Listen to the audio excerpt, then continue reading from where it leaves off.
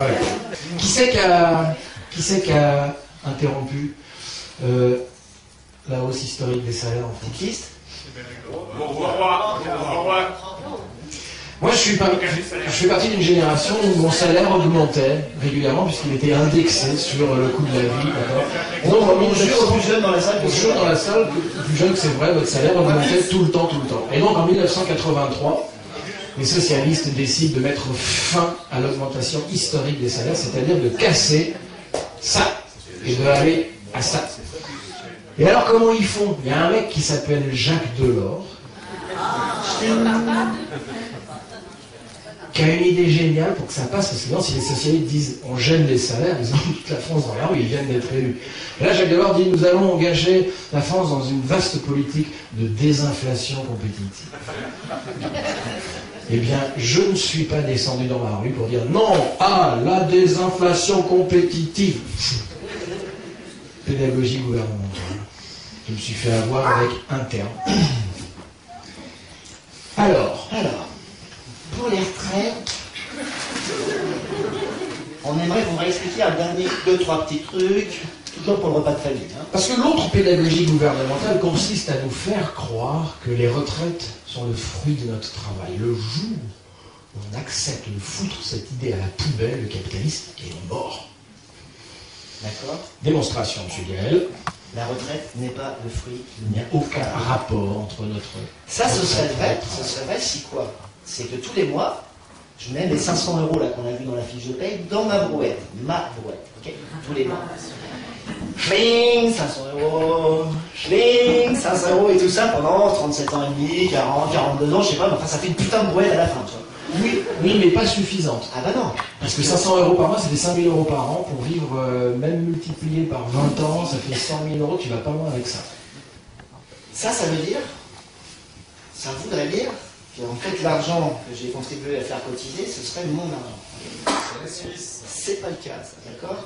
Qu'est-ce qui se passe avec les retraites? Ça, vous le savez tous, c'est que dès qu'on a fini à la fin du mois de tous donner notre argent pour les retraites, ce fric-là, il est immédiatement distribué aux retraités actuels.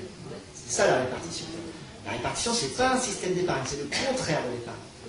La répartition, c'est on cotise maintenant et on donne maintenant.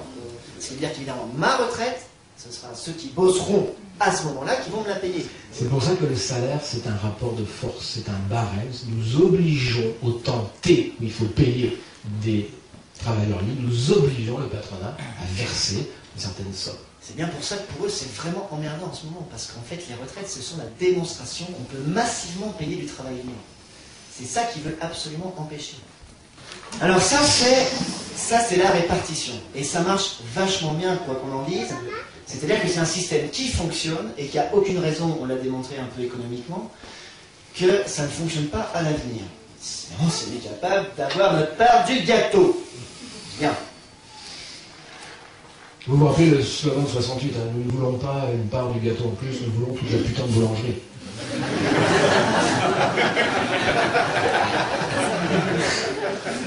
Pour comprendre l'arnaque, il faut aussi comprendre l'épargne. C'est chiant dans ce cas, hein, non? Alors l'épargne, c'est, on te dit, tu n'auras pas assez de retraite. Oui. Donc, il faudrait plutôt que tu penses à remettre un peu de côté par toi-même. Le fonds Jospin. Le fonds Jospin, mettez pas tous vos œufs dans le même panier. La retraite par répartition n'est pas sûr que ça va marcher. De toute façon, ça fait que 2% calculé sur la croissance. C'est pas con de prendre des trucs à 4-5% de l'épargne retraite. Okay. Les fonds Jospin qui vient de partir en fumée, hein, qui vient de s'envoler dans les subprimes, hein, puisqu'il les a investis dans les subprimes. Hein. Alors là, pour ça, il faut comprendre la retraite. Donc moi, je fais le gars qui cotise 100 € un plan d'épargne retraite tous les mois. Okay. Même j'ai pris une assurance vie, je l'ai carrément joué perso, ok, d'accord. Donc, 100 €, ok, 100 €, 100 €, donc toute l'année, comme ça fait 1 200 €, ok, 12 mois. J'arrive. Alors, est-ce que vous pensez que le banquier, donc je sais pas, la caisse d'épargne, voilà, le crédit patate, est-ce que vous pensez que le banquier met cet argent-là dans un frigo? Pour me le ressortir dans 20 ans. Parce que c'est ça le truc, en fait. En fait, cet argent-là n'est pas dans un frigo. Dès que tu poses tes 100 premiers euros à la banque, elle les place. Elle le convertit en titre. C'est d'ailleurs pour ça qu'elle peut te promettre 5 ou 6%. Parce que sinon, si elle restait dans le frigo, elle pourrait te promettre 0%. Mais qu'est-ce que c'est qu'un titre? Un titre, c'est plus de l'argent, c'est mort, c'est fini. Un titre, c'est une hypothèse de prélèvement, sur la richesse produite future, si ce jour-là, elle est produite. C'est ça un titre. Et donc Friot nous explique, grâce à cette compréhension de l'épargne, qui est en fait un placement, même si c'est pas vous qui placez, vous comprenez. C'est pas parce que vous n'avez pas pris des parts dans un fonds de pension que par ailleurs, quand vous faites juste votre assurance vie, c'est pas tout de suite des actions aussi. Et donc Friot nous explique, c'est pour ça que c'est bien pour démonter le système par capitalisation. Parce que là, c'est un peu ce qui joue. Répartition et capitalisation. De deux choses l'une. Soit en 2040, il y aura assez de richesses produites, comme on l'a vu tout à l'heure, pour financer le système par répartition. Auquel cas, il faut choisir le système par répartition puisqu'il marche. Ok. Soit, en 2040, effectivement, il n'y aura pas assez de richesses produites pour financer le système par répartition. Hypothèse, je n'ose pas. Auquel cas, il faudrait plutôt choisir la capitalisation. Ah bah ouais, mais en 2040, quand je vais retourner voir la caisse d'épargne pour récupérer mon frigo, eux, qu'est-ce qu'ils vont faire? Comme c'était pas dans le frigo, il va falloir qu'ils revendent les actions pour me rendre l'argent en vrai. Et si cette année-là, en 2040, il n'y a pas assez de richesses produites dans le monde et qu'il n'y a personne pour acheter les actions, t'en recules. Qu'est-ce qui se passe? C'est comme les fonds de pension de l'année dernière, en fait, les actions ne valent plus rien. Puisque la richesse n'a pas été produite, on ne peut pas la reconvertir en argent, d'accord? Personne pour acheter les actions. Donc, dans un cas, la richesse a été produite, on a intérêt à garder la répartition. Dans l'autre cas, la richesse n'a pas été produite, on a intérêt à choisir la répartition. Ouais, c'est clair? Bien.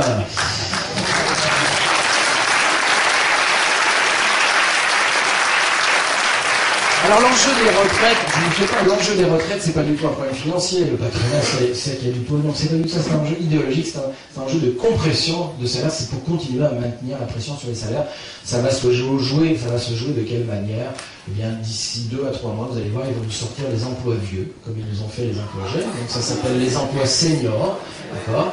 Et donc c'est bien que les gens puissent continuer à travailler dans les conditions dérogatoires. Donc ça, c'est une baisse. D'accord, à la première embauche, c'est ce qui permet depuis 20 ans qu'on engage aujourd'hui un jeune en francs constants à 2 fois moins que la somme auquel on l'engageait il y a 20 ans quand il sortait d'une fac, etc. C'est une pression à la baisse. Les emplois jeunes, c'était le gag. Friot explique qu'il n'y a jamais eu de problème de chômage des jeunes. Jamais, ça n'existe pas. Le chômage des jeunes n'existe pas. Et c'est exactement le même chômage que les autres. Puisqu'on nous dit qu'il y a 30% de chômage à oui, mais c'est 30% sur 70% des jeunes en situation de travail. Les autres sont à la fac, à l'école, dans la famille. Et donc 30% de 70%, ça fait exactement le même chômage que toutes les autres catégories de la population. Mais le fait de nous faire croire, et je l'ai cru, et je l'ai dit, et je l'ai répété, qu'il y avait un problème de chômage des jeunes, m'a permis d'accepter une saloperie de qui? Martine Aubry, putain, on s'en sort pas. Et donc, les emplois jeunes qui ont permis alors, ils vont nous le faire avec les vieux. Et puis la dernière chose, quand même, elle est drôle, c'est le plein emploi. Vous savez, aujourd'hui, il y a du chômage, avant, il y avait du plein emploi. Vous êtes prêts? 1960, le plein emploi, ce qu'on appelle le plein emploi, c'est le plein emploi des hommes. C'est-à-dire que la moitié de la population, elle est à la maison. Les femmes. Elles viennent d'obtenir depuis quelques dizaines d'années le droit d'avoir un emploi sans l'autorisation du mari, le droit d'avoir un compte en banque, ça c'est 57, 58, le droit de travailler, enfin bref. C'est en train de... Combien 65. Et donc écoutez bien le sketch, parce que c'est génial. Si on prend maintenant la population totale, la population active en âge de travailler, eh bien dans les années 60, on est à 63% de la population qui travaille, aujourd'hui on est à 76%. Autrement dit, nous sommes beaucoup plus proches aujourd'hui du plein emploi que dans les années 60. Autrement dit, l'argument du chômage est encore une fois un argument pédagogique pour nous faire accepter une modération salariale. En fait, la France est le 4e pays le plus riche du monde, il a doublé son PIB en 17 ans, il y a un pognon à crever. D'ailleurs, on nous le dit tout le temps, il y a de plus en plus de riches, etc., etc. Mais ça fonctionne, pédagogiquement, ça fonctionne. Et moi qui vais tenter d'inventer des contre-pédagogies le dimanche dans vos familles. Voilà pour la soirée.